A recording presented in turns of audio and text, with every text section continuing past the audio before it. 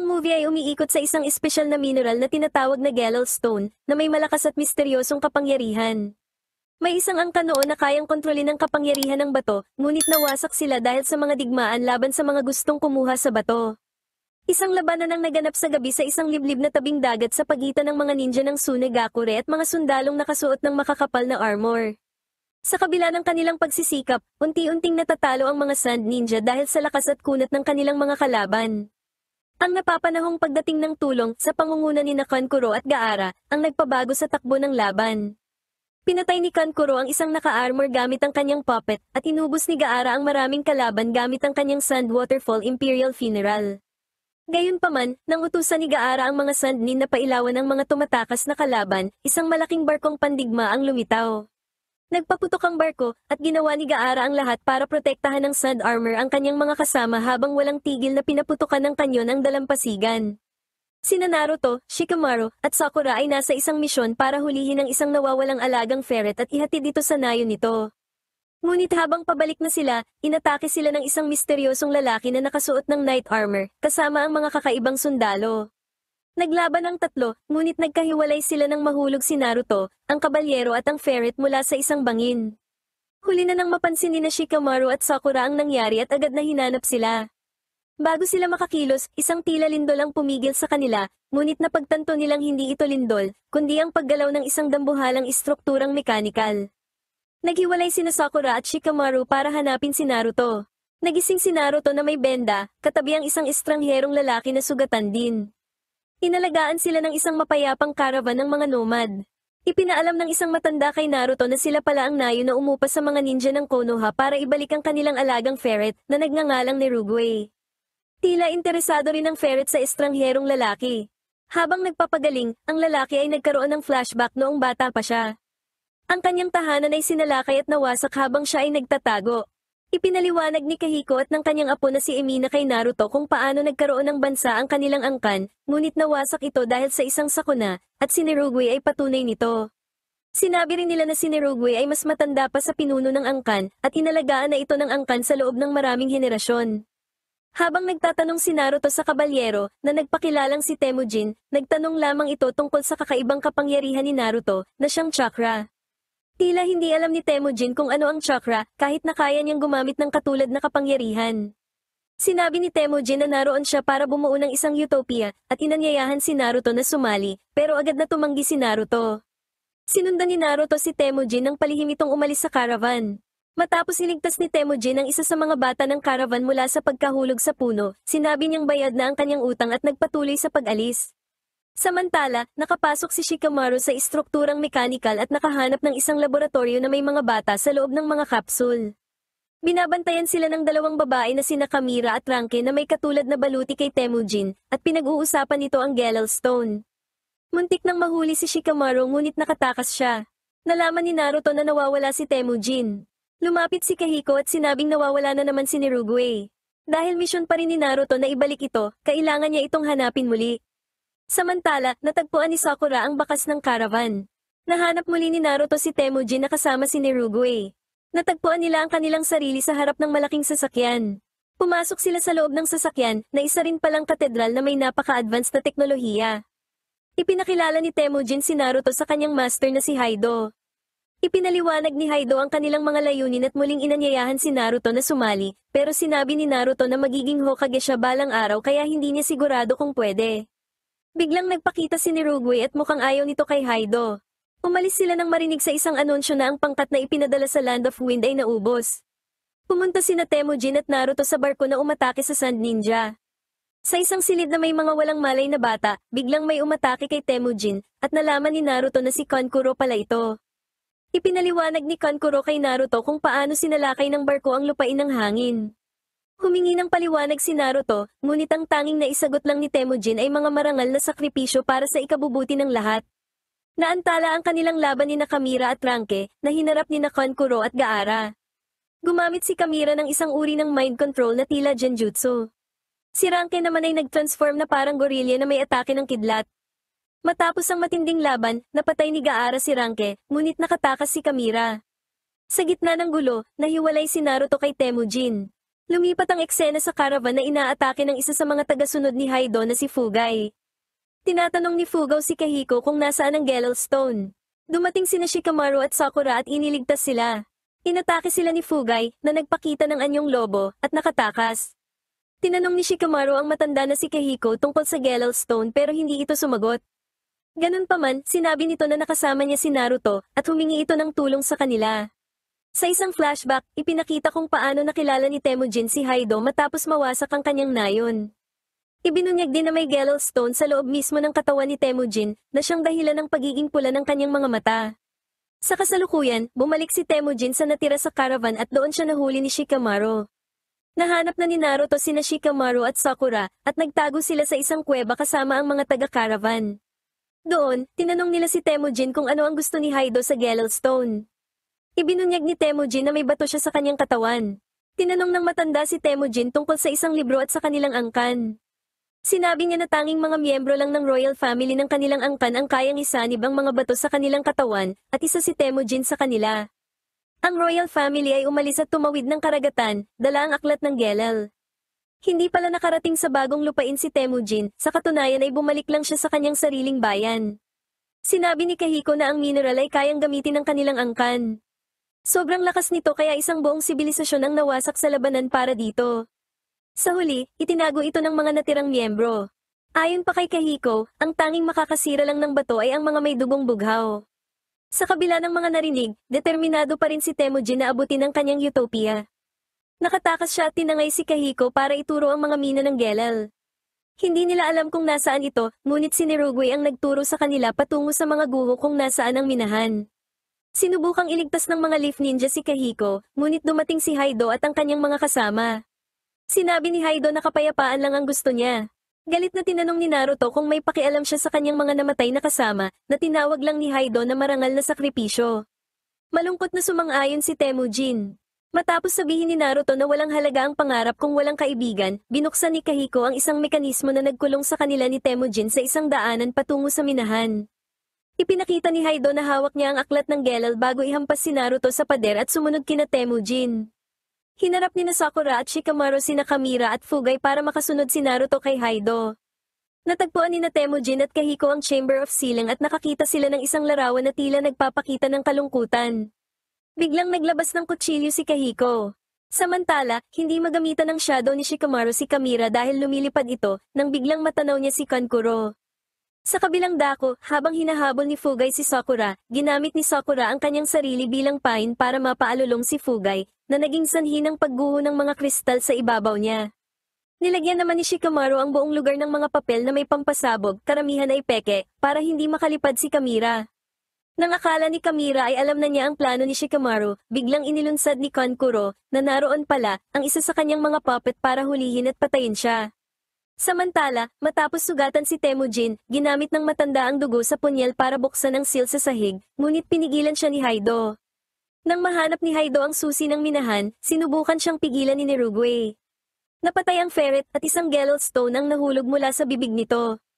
Hinarang ni Temujin si Haido nang tangka nitong patayin ng matanda. Biglang nagkaroon ng deja vu si Temujin, kasabay ng pagdating ni Naruto. Inutusan ni Haido si Temujin na patayin sila, ngunit tumanggi na si Temujin. Sinabi ni Haido na wala siyang silbi, tulad ng kanyang mga magulang. Muling nag-deja vu si Temujin, at sa wakas ay natanto niya na si Haido ang pumatay sa kanyang mga magulang. Nag-transform si Haido sa isang uri ng nilalang, banihag si Temujin at kinuha ang Gellelstone mula sa kanya. Nakiusap ang matanda kay Naruto na pigilan si Haido. Sinunod ni Naruto ang pakiusap ng matanda at nilabanan niya si Haido kahit dehado siya.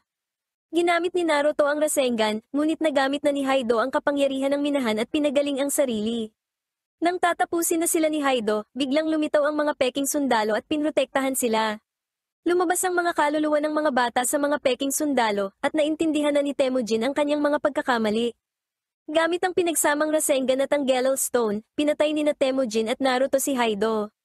Ngunit sa proseso, nasira nila ang susi ng minahan at nagsimulang gumuho ang paligid. Sa ibabaw ng lupa, nailigtas ni Shikamaru, Sakura at Kankuro ang mga bata mula sa makina. Balik sa minahan, hindi makontrol ang pagguho, ngunit may paraan para sirain ito. Kung ilalagay ni Temujin ang kanyang kamay sa seal, makakalikha siya ng isang time-space continuum. Tanging dugong bughaw lang ang makakagawa nito, at mangangahulugan ito ng kanyang sakripisyo. Pinigilan ni Naruto si Temujin, ngunit pinatulog siya nito. Sinabi ni Temujin na ito ang tanging paraan para pagbayaran ang kanyang mga kasalanan. Pumasok si Temujin sa silat ginamit ito. Tahimik ang lahat habang pinapanood ni Shikamaru, Sakura, Kankuro at Gaara ang paglamon ng continuum sa lahat. Naalala ni Naruto si Sasuke habang iniisip ang pagkamatay ni Temujin. Habang naghihintay si Temujin sa kanyang kamatayan, bigla siyang lumutang habang isang linya ng mga clone ni Naruto ang kumapit sa kanya. Sa huling sandali, isang bugso ng enerhiya ng Gelal ang nakawala at naging sanhi ng pagbabago sa lupain. Nang tumigil ito, nahanap nila si Kahiko, na nagsabing mas malakas pa siya ngayon salamat sa Gelal. Masaya niyang nakitang muli si Nirugwe, na buhay pa. Ang dating tigang na lupain ay naging isang oasis, at nagising ang lahat ng mga bata. Nagising si Temujin, at napagtantong buhay pa siya habang hawak ni Naruto ang kanyang braso. Nakita nila ang larawan mula sa Chamber of Sealing, hindi pala ito tungkol sa kalungkutan, kundi tungkol sa pag-asa. Kalaunan, nagtipon sila sa karagatan. Si Temujin at ang iba pa ay naghandang umalis, pabalik sa lupain kung saan sila nanggaling. Alam nilang magulo doon, ngunit nais ni Temujin na tumulong.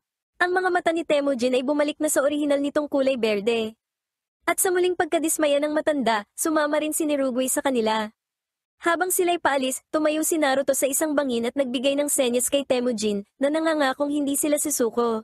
Sina Naruto, Kakashi, Sakura, at Rock Lee ay naatasan sa isang B-rank mission na protektahan ng prinsipe ng lupain ng buwan na si Michiro. Sa unang pagkikita pa lamang ay nakatanggap na sila ng pangmamaliit mula kay Michiro at sa anak nitong si Hikaru. Ganun pa man, sinabihan sila ni Kakashi na pagpasensyahan na lamang ang mag-ama dahil magkakaroon ng problema ang kanilang bansa kapag nagalit ang mga ito sa kanila. Pagkatapos nun, hindi pa man sila nakakalayo ay nilusob na sila ng mga bandido ng disyerto, pero madali naman itong natalo ng grupo ni Naruto.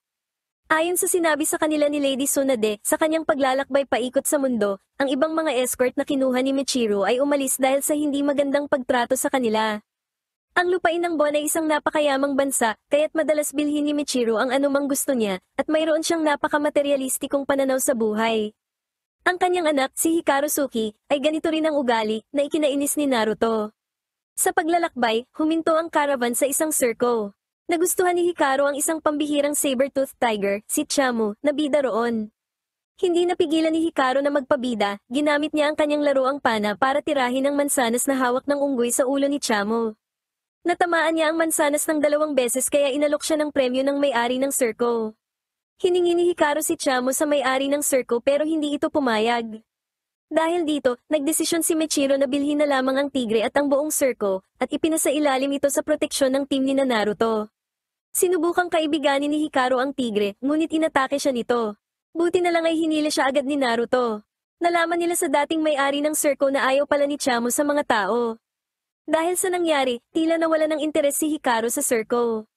Pagkatapos nun, tumigil sila sa isang bayan sa tabi ng dagat, kung saan nakatira ang nanay ni Hikaru na si Amayo. Agad niyakap ni Amayo si Hikaru, pero si Michiro ay hindi niya nakilala dahil hindi daw ito mataba noon. Lumalabas na nakipaghiwalay pala si Amayo kay Michiro dahil hindi niya matiis ang pagiging mukhang pera nito. Inalok ni Michiro si Amayo ng mga mamahaling bagay para bumalik ito sa kanya pero sinampal lang siya nito at sinabihan ng hindi pa rin siya nagbabago. Habang nakaupo sa pantalan kasama si Hikaru, sinasabi ni Michiro sa kanyang sarili na hindi niya maintindihan kung ano ba talaga ang gusto ni Amayo. Pag-alis ng kanyang ama ay naglaro na lang ng Game Boy si Hikaru. Sa di kalayuan, kumakain si Naruto ng ramen at iniwan muna ito ni Sakura. Nang lumapit si Hikaru, binali ni Naruto ang kanyang chopsticks. Mayabang na inalok ni Hikaru si Naruto na maging alagad niya kapalit ng mga material na bagay, pero agad na tumanggi si Naruto dahil katumbas ito ng pag-aalipin. Nadismaya si Hikaru at pinana si Naruto sa likod ng ulo. Nagalit ng husto si Naruto at kinutongan niya si Hikaru. Biglang tumakbo palapit si Sakura at sinuntok si Naruto papunta sa tubig. Kinagabihan, ginapos ni Sakura si Naruto at hindi pinayagan na kumain hanggat hindi ito humihingi ng tawad kay Hikaru. Sa di kalayuan, nakita ni Hikaru ang unggoy sa circle na kumuha ng mansanas. Muling sinubukan na kaibiganin ni Hikaru ang tigre pero nagagalit pa rin ito sa kanya. Nang lumalim ang gabi, napadaan sa isang bagyo ang sinasakyan nilang barko at nanganganib na mahulog sa dagat ang mga hayop. Sinabi ni Hikaru na hayaan na lang ang mga hayop na malunod. Nagalit ng husto si Naruto at tinawag si Hikaru na walang kwentang tao. Dahil sa sinabi ni Naruto ay nakonsensya si Hikaru, lumabas siya upang tulungan si Chamo na makarating sa ligtas na lugar. Kaso biglang hinampas ng malakas na alon ng barko at natangay ng alon si Hikaru kasama ang unggoy at tigre. Agad na gumamit si Naruto ng maraming shadow clone para makuha sina Hikaru mula sa dagat. Kinabukasan, naging mabait na kay Hikaru si Chamo, at humingi naman ng paumanhin si Naruto kay Hikaru sa kanyang mga nagawa at sinabi. Humingi rin ng paumanhin si Hikaru kay Naruto at inamin na ang tanging gusto niya lamang ay maging kaibigan silang lahat. Masayang nakipagkaibigan sina Naruto, Sakura at Rock Lee kay Hikaru. Pagdating sa lupain ng buwan, labis na nagtaka si Michiru dahil wala silang makitang mga tao sa kalsada. Hanggang sa makarating sila sa palasyo, kung saan natuklasan nila na ang bansa ay sinakop na pala ni Shabadaba, isa sa mga maharlika at dating kaibigan ni Michiru. Umarkila siya ng 3 makapangyarihang ninja at pinatalsik ang hari, at binabalak niya na gawin din ito kina Michiru at Hikaru, ang mga natitirang tagapagmana ng trono. Iniutos ni Shabadaba sa militar na patayin silang lahat, ngunit lumaban ang team nila Naruto at pinrotektahan sina Michiru at Hikaru. Sa kasamaang palad ay natatalo ang team nila Naruto dahil masyadong marami ang mga sundalo, pero buti na lang ay dumating ang sundalong tapat pa rin sa hari at tinulungan sila na makatakas. Dinala sila ng mga sundalo ng hari sa kuweba, kung saan natagpuan nila ang hari na buhay pa ngunit nasa bingit na ng kamatayan. Ayon sa kapitan ng mga sundalo ay ginamitan ng isang kakaibang teknik ng ninja na inupahan ni Shabadaba ang hari kaya naging bato ang parte ng katawan nito. Nilunasan ni Sakura ang hari pero nagawa niya lamang pahabain ang buhay nito ng kaunti. Inihayag ng hari na pinaghihinalaan na niya na may mangyayaring ganito at isinaayos ang paglalakbay upang ilayo si Michiru sa kapahamakan. Bago mamatay, sinabi ng hari kina Michiru at Hikaru na ang mga tao ang tunay na mahalaga sa buhay, hindi ang mga material na bagay. Sa kanilang pagtatangkang tumakas mula sa bansa gamit ang bangka, inatake sila ng 3 ninja na inupahan ni Shabadaba. Si Naruto ang agad na binanata ng pinuno ng 3 ninja, at nang pinigilan ito ni Kakashi, ang pangalawang ninja naman ang nagpatuloy ng pagbanat kay Naruto. Di nagtagal ay sumugod na si Lee para tulungan si Naruto, habang si Sakura naman ay hinarap ang natirang babaeng ninja. Nagkaroon ng paglalaban, pero agad na dehado ang team ni Kakashi dahil may lason pala ang paper bomb na ibinata sa kanila kanina, na naging sanhi ng pagbagal ng kanilang reaksyon sa bawat atake. Naging bato ang braso ni Kakashi habang napabagsak naman sina Lee at Sakura. Dumating ang kapitan ng sundalo ng hari para tumulong sa pakikipaglaban, pero nahawakan ito ng pinuno ng 3 ninja at naging bato. Pagkatapos ay walang awang winasak ng pinuno ng ninja ang katawan ng kapitan. Tuluyan nang natalo sina Kakashi at ang mga sundalo ng hari, pero nang dadakpin na ng mga inupahang ninja sina Hikaru, biglang lumabas ang chakra ng lobo ni Naruto at mabilis nitong pinabagsak ang 2 sa 3 kupal na ninja. Inatake naman ni Kakashi ang pinuno ng 3 ninja pero hindi siya nagtagumpay, kaya nadakip pa rin si Michiru at nakatakas ang 3 ninja. Pagkatapos ng lahat, agad na nilunasan ni Sakura ang braso ni Kakashi na naging bato. Sa kastilyo, nabunyag na ang mga dahilan ni Shabadaba sa pag-agaw sa bansa ay para sa mga material na bagay lamang, ang parehong mga bagay na itinuturing ni Michiru na mahalaga, dahil nilalayo ni Shabadaba na gamitin ang yaman ng bansa para sa kanyang sarili sa halip na para sa mga tao. Nasuklam si Michiru sa ugali ni Shabadaba, at natanto ang katotohanan sa sinabi ng kanyang ama. Sa gubat, nagtatalo ang mga sundalo ng hari kung susuko na ba sila dahil wala na silang nakikitang paraan para matalo ang mga kalaban, at umiyak si Hikaru sa kawalan ng pag-asa. Sinabihan ni Naruto ang lahat na huwag sumuko, at nilapitan niya si Hikaru para palakasin ang loob nito. Nakumbinsi si Hikaru na iligtas ang kanyang ama at nangako naman si Naruto na poprotektahan niya si Hikaru. Pagkatapos nun ay biglang lumitaw si Chamo, at kasama nito ang buong circle. Balik sa palasyo, nagpasya si Shabadaba na patayin si Michiru sa pamamagitan ng mabagal na pagbitay, pinatayo niya si Michiru sa isang tabla na hindi sapat ang tibay upang suportahan ang timbang nito habang may suot na lubid na pamigti sa leeg, tinitiyak na maya-maya lamang, siya ay mahuhulog at mabibitay. Sa tulong ng circle na binili ni Michiru, gumawa ng rescue attempt ang team ni Kakashi kasama si Hikaru at ang mga sundalong tapat pa rin sa hari, na pumasok sa palasyo sa pamamagitan ng pagpapanggap bilang mga miyembro ng circle.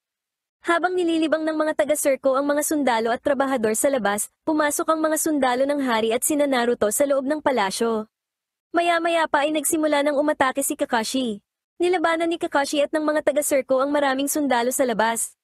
Samantala sa loob ng palasyo, hinarang ng isa sa mga inupahang ninja ni Shabadaba ang grupo nila Naruto, at nagpaiwan si Lee para harapin ito. Pagkatapos nun ay nasalubong naman ng grupo nila Naruto ang babaeng ninja, at si Sakura ang humarap dito. Nakarating sila Naruto sa tuktok ng palasyo, at doon ay inatake sila ng pinuno ng tatlong ninja, na agad ginawang bato ang isang sundalo ng hari. Napalibutan sila ng mga sundalo ni Shabadaba, kaya gumamit si Naruto ng smoke bomb para makatakas. Sa ikalawang palapag, tinanggal ni Lee ang kanyang mga pabigat sa binti para mas lalong bumilis, at gumamit siya ng isang pares ng nunchaku para pabagsakin ang kanyang kalaban na si Kongo. Sa tapat ng palasyo, napabagsak ni Kakashi ang lahat ng mga sundalo pero may mga panibagong dumating na backup. Sa ikatlong palapag, nahihirapan si Sakura na matamaan si Karenbana at gumamit pa ito ng genjutsu para mas lalo siyang pahirapan. Sa tuktok ng palasyo, naabutan ng pinuno ng tatlong ninja na si Ishidate sina Hikaru at Naruto. Gumamit si Naruto ng napakaraming shadow clone para atakihin si Ishidate, pero mabilis lang na inubos ni Ishidate ang mga shadow clone ni Naruto gamit ang mga lumulutang na bato. Nang maubos na ang mga shadow clone ay madali nang nabugbog ni Ishidate si Naruto. Pagkatapos nun ay pinakita na natatalo na rin sina Sakura at Lee sa kanilang mga kalaban. Ganun pa man, sa sandaling inakala na ng tatlong ninja na panalo na sila, nagsimulang bumangon muli sina Sakura, Naruto at Rock Lee. Pagkatapos, inatake ni Naruto si Ishidate habang gamit ang chakra ng lobo. Samantala, tuluyan nang bumigay ang tabla na pinapatungan ni Michiro at nabigti na ito ng tali. Ganun pa man, nang sigawan ni Naruto si Hikaru na hindi pa huli ang lahat, gumawa ng paraan si Hikaru para mailigtas ang kanyang ama. Habang nakasakay kay Chamo, pinatamaan ni Hikaru ng pana ang lubid na bumibigti kay Michiro, habang si Naruto naman ay gumawa ng napakaraming shadow clone sa ibaba para saluhin sila. Sa ikalawang palapag, nakabawi ng lakas si Rock Lee at tuluyan ng tinapos si Kongo. Sa ikatlong palapag, pinabagsak ni Sakura si Karenbana sa pamamagitan ng isang malakas na suntok. Lumalabas na natukoy ni Sakura ang pwesto ni Karenbana dahil sa pabango nito. Samantala, nakaligtas ang mag-ama mula sa pagkahulog dahil sa mga shadow clone ni Naruto, habang si Ishidate naman ay nawalan ng malay. Biglang nagising si Ishidate at hinawakan si Naruto sa binti at binalibag. Gusto nang patayin ni Ishidate si Naruto, ngunit inutusan siya ni Shabadaba na unahin muna si Michiro. Naghanda naman si Naruto na salubungin si Ishidate gamit ang Rasengan, kahit pa naging bato na ang kanyang binti. Inilagay ni Ishidate sa sukdulan ng lakas ng kanyang petrification glove habang patuloy siyang inuutusan ni Shabadaba kung sino ang uunahin. Nainis si Ishidate sa patuloy na pangingialam ni Shabadaba kaya aksidente niya itong nagawang bato. Samantala, binuhat ni Michiro si Naruto sa kanyang balikat para tulungan itong sumugod, pero lubhas siyang nasaktan nang umatake si Ishidate. Ganun pa man, sa tulong ni Hikaru na pinalakas ang kanyang loob, nagawang umabante ni Michiro. Bago tumama ang Rasengan kay Ishidate, nagbago ito at naging Crescent Moon Rasengan. Sa lakas ng atake ni Naruto kay Ishidate, nadamay din ang katawan ni Shabadaba na naging bato kaya parehong namatay ang dalawa. Samantala, natagpuan ni Sakura si Kakashi na hindi na makagalaw dahil nasobrahan sa paggamit ng Sharingan. Matapos ang pagkamatay ni Ishidate, kinuha ni Michiro ang trono ng bansa at nangakong mamumuno tulad ng ginawa ng kanyang ama, habang nagsisimula sa isang jeta at sa isang weight training. Dahil si Kakashi ay hindi pa makagalaw, nagpa siya ang kanyang team na magbakasyon muna sa lupain ng buwan habang siya ay nagpapagaling. Pagkalipas ng 2 linggo, lumakas na muli si Kakashi at umalis ang team bilang mga tagapagligtas ng Crescent Moon Kingdom. Nagpa siya si Haring Michiro na muling subukang makipag-ugnayan sa kanyang asawa na si Amayo, ngayong alam na niya kung ano ang hindi dapat gawin. Nagsimula ang kwento sa isang madilim na pangitain, si Naruto Uzumaki ay nakikipaglaban sa isang napakalakas na halimaw, ngunit siya ay natalo at nasawi. Ang kwento ay bumalik ilang araw bago iyon. Isang masamang nilalang na nagngangalang Yomi ang lumapastangan sa isang dambana upang palayain ang espiritu ni Morio, isang sinaunang demonyo na minsan ang nagtangkang wasakin ang mundo, upang itatag ang kanyang 1,000 taong kaharian. Dahil si Morio ay isang espiritu lamang, inalok ni Yomi ang sarili niyang katawan bilang pansamantalang sisidlan. Ang kanilang plano ay makuha ang orihinal at tunay na katawan ni Morio, na nakaselyo sa isa pang malayong dambana. Ang tanging hadlang sa plano ni Morio ay ang priestess sacerdote na si Shian. Dahil si Shian lang ang may kapangyarihang muling ikulong ang demonyo. Bukod dito, may kakaiba siyang abilidad, nakikita niya ang hinaharap, lalo na ang kamatayan ng isang tao. Upang pigilan si Shian, binuhay ni Morio ang isang hukbong bato na tinatawag na Terracotta Army, at nagpadala ng 4 na piling tauhan upang patayin siya. Ipinadala ng Konoha sina Naruto, Sakura Haruno, Neji Hyuga, at Rock Lee upang maging bantay ni Shian at ihatid siya ng ligtas sa dambana kung nasaan ang katawan ni Morio. Samantala, habang sila ay naglalakbay, sinabi ni Shian kay Naruto ang isang nakagigimbal na balita, sinabi ni Shian na nakita niya ang kamatayan ni Naruto. Ipinaliwanag ng katulong ni Shian na si Teruo na ang mga pangitain ng priestess ay laging nagkakatotoo sa 100% ng pagkakataon. Tinambangan sila ng mga kaaway, at dito nasubak ang kakayahan ng kanilang grupo. Naghiwa-hiwalay sila upang labanan ng mga kalaban. Habang sina Lee at Neji ay abala sa pakikipaglaban, sina Sakura at Shion ay na-corner. Si Sakura ay pinatulog ng isang teknik at si Shion ay brutal na pinatay sa kanilang harapan. Subalit, ito ay isa lamang patibong dahil ang Shion na napatay ay si Teruho pala na nagpanggap bilang si Shion gamit ang isang jutsu. Ipinaliwanag ni Shion ang tunay na kakayahan ng kanyang kapangyarihan na kapag nakikita niya ang sarili niyang kamatayan o ng taong pinoprotektahan niya, kaya niyang gamitin ang kanyang kapangyarihan upang hayaan ang ibang tao na mamatay bilang kapalit niya, pero si Teruho ay kusang loob na nag-alay ng buhay para kay Shion. Dahil dito, mas lalong naging determinado si Naruto at ipinangako niya na hindi siya mamamatay at sisirain niya ang propation ni Shion at poprotektahan niya ito nang walang sino mang kailangang magbuwis ng buhay. Habang sina Neji, Lee, at Sakura ay nagpaiwan upang tapusin ang mga natitirang tauhan ni Yomi na tuklasan nilang kailangan ng mga itong palaging mag-recharge ng chakra, sina Naruto at Shion ay nagmadali patungo sa dambana. Pagdating doon, sinalubong sila ng buong hukbong bato. Gumamit si Naruto ng libu-libong shadow clones upang pigilan ang hukbo sa labas habang si Shion ay pumasok sa loob ng templo upang simulan ang ritual ng pagsiselyo. Sa loob, naghihintay si Yomi na may espiritu ni Morio, nilinlang ni Yomi si Shion.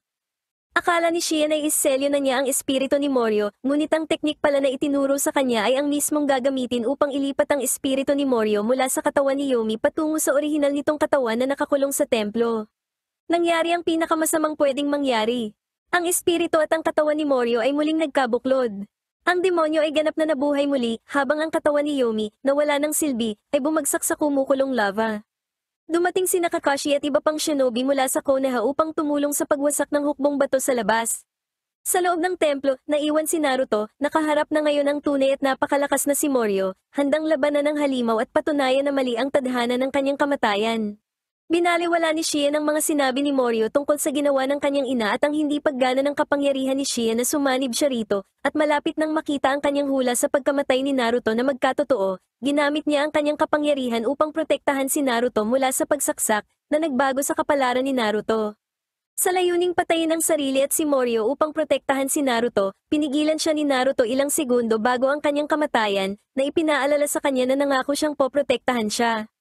Matapos siyang bigyan ng inspirasyon na mabuhay, pinakawalan nila ang kanilang chakra at emosyon, at ginamit ang Super Chakra Rasengan ni Naruto at Shion upang tuluyang sirain si Morio, na lumikha ng isang bulkan kung saan dating nakatayo ang dambana. Sa pagkawala ni Morio, tinanong ni Naruto si Shion kung ano ang balak niyang gawin ngayon. Sumagot siya na dahil si Morio ay isang demonyo na dulot ng masasamang kaisipan ng mga tao, posible na magkaroon muli ng isa pang Morio balang araw. Dahil dito, ipapasa niya ang kanyang kapangyarihan sa ibang mga nabubuhay na priestess na susugpo sa mga demonyong tulad ni Morio. Hindi direktang hinihiling kay Naruto na maging ama ng kanyang anak, tinanong niya kung tutulungan siya ni Naruto, na ikinagulat ng lahat. Dahil hindi naintindihan ang ibig niyang sabihin, masayang pumayag si Naruto. Isang misteryosong grupo ng mga ninja mula sa lupain ng kalangitan ang biglaang sumalakay sa Konoha. Ito ay dahil halos winasak ng Konoha ang lupain ng kalangitan noong ikalawang digmaang shinobi. Isang batang lalaki ang naglakbay ng malayo upang ipaalam sa Konoha na inatake ang kanyang nayon at hinahanap niya ang kanyang sensei, na kasalukuyang nasa Konoha, upang makabalik siya kasama nito para gamutin ang mga sugatan sa kanyang nayon. Isang koponan na may 3 miyembro na binubuo ni Naruto, Sakura, at Hinata, ang ipinadala upang samahan ng batang si Amaro. Naglakbay ang koponan sa isang gubat na puno ng mga kakaibang hayop at makamandag na nilalang gamit ang maliliit na bangka sa isang ilog. Isang Soranin scout ang biglang lumitaw sa kalangitan. Nagtago sina Sakura, Hinata, at Shino sa tabi ng ilog habang sina Naruto at Amaru ay nagtago sa ilalim ng tubig hanggang sa makalampas ang Soranin. Habang nasa ilalim ng tubig, nabitawan ni Amaru ang kanyang scalpel, isang regalo mula sa kanyang minamahal na sensei, at lumangoy pababa upang kunin ito. Nang sinubukan niyang lumitaw, naipit siya sa mga damo sa tubig. Matapos palayain si Amaru mula sa mga damo at tulungan siyang bumalik sa bangka, napansin ni Naruto na si Amaru ay isang babae, dahil sa kanyang mga dibdib at corset. Namula si Naruto, bago siya makagat ng isang makamandag na isdang parang piranha at siya ay nawala ng malay. Kalaunan, nagising si Naruto na namumula pa rin dahil sinisip-sip ni Amaru ang makamandag na dugo mula sa sugat sa kanyang hita, kaya nailigtas si Naruto. Tinanong siya ni Naruto kung siya ay babae, at nagpahiwatig na si Amaru ay may gusto sa kanyang sensei, na naging dahilan ng pagkakasampal sa kanya. Samantala, sa Konoha, umatras ang mga Soranin dahil naubusan sila ng chakra upang magpatuloy sa paglipad, kaya nagpadala ang Konoha ng isa pang espesyal na koponan upang hanapin ang kanilang base. Nilapitan ni Sai ang mga barkong ginagamit nilang base malapit sa isang dalampasigan gamit ang isa sa kanyang mga ibon na gawa sa tinta upang makuha ang kanilang atensyon at sukatin ang kanilang mga kakayahan. Habang sina Shikamaru at Kakashi ay nagtago sa likod ng ilang mga bato malapit sa baybayin, naghihintay sa ikaapat na miyembro ng kanilang koponan, si Shino, na makapasok at sirain ang kanilang base. Sa lungga ni Orochimaru, lalong lumubha ang kanyang karamdaman dahil malapit nang mag-expire ang body transfer technique, ang pamamaraan ng paglipat ng katawan na kanyang ginamit. Inaasikaso siya ni Kabuto at sinabi kay Sasuke na inaatake ng mga Soranin ang Konoha, kung saan sumagot si Sasuke na wala siyang pakialam. Inutusan ni Orochimaru si Sasuke na hulihin at dalhin sa kanya ang isang tao na makakatulong sa kanya na gawing perpekto ang kanyang reincarnation technique, pamamaraan ng muling pagkabuhay. Sa wakas ay narating ni Naruto at ng kanyang mga kasama ang nayon ni Amaru, at natagpuan na ang nayon ay labis na nasalanta, na may ilang bahagi na ngayon ay wasak na at walang makitang mga naninirahan. Tumakbo si Amaru sa paligid upang maghanap ng ilang mga taga-nayon bago niya hindi sinasadyang na-trigger ang isang bitag na nagpakawala ng maraming kanay na lumilipad patungo sa kanya. Ang kanyang sensei, si Shino, ay sumugod upang harangin ang mga kanay para protektahan siya, ngunit tinamaan si Shino. Nagmadali si Naruto, Sakura, at Hinata na pumunta sa lugar ngunit huli na ang lahat at namatay si Shino dahil sa kanyang malubhang mga sugat. Matapos matauhan si Amaru, nagpatuloy sila sa paghahanap ng mga taga-nayon habang si Sasuke naman ay papunta na rin sa nayon. Sa huli, nakita ni Sakura si Naruto na nakatingin sa mga guho sa di kalayuan. Pumunta sila roon upang mag-explore at nakaharap nila ang masamang halimaw na tinatawag ang sarili na Zero Tails na nagpakilala bilang isang bersyon ng mga tailed beast na kumakain ng kadiliman sa kaluluwa ng mga tao, pagkatapos ay bigla nitong sinapian si Amaru. Hindi nakapalag si Sakura sa halimaw at nawala ng malay.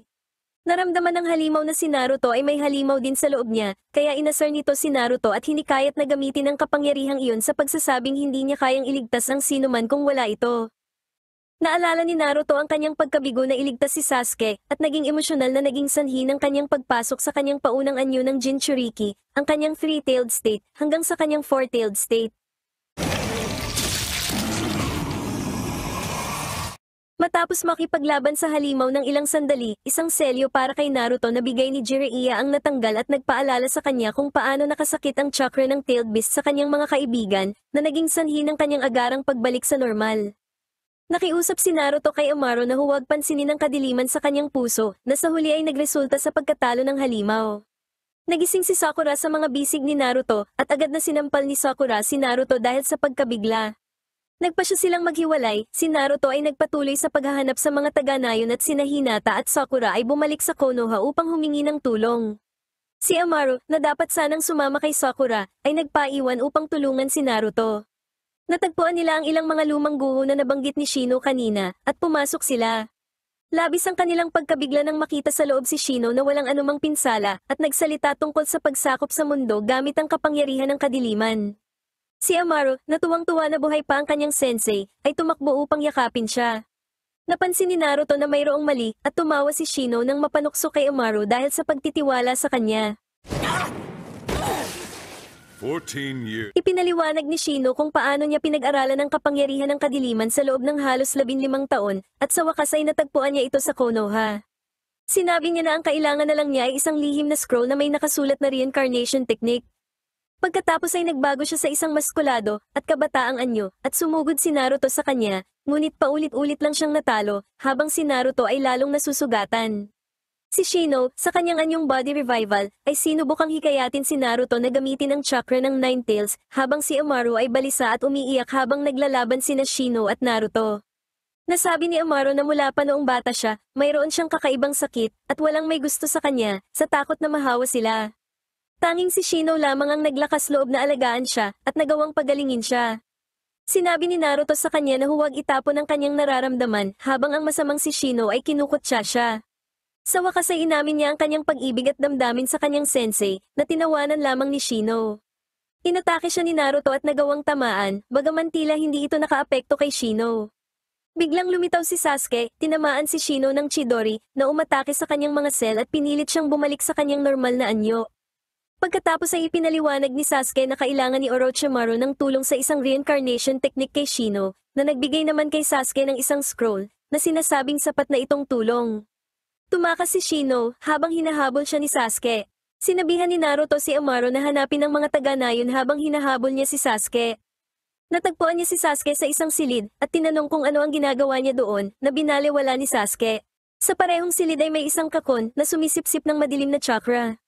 Nakipagsanib si Shino sa kakon, at inatake sina Naruto at Sasuke. Ang lahat ng kanilang mga ganting atake ay naging walang silbi, dahil anumang chakra na kanilang ginamit ay sinisipsip ng kakon at ginagawang hindi epektibo.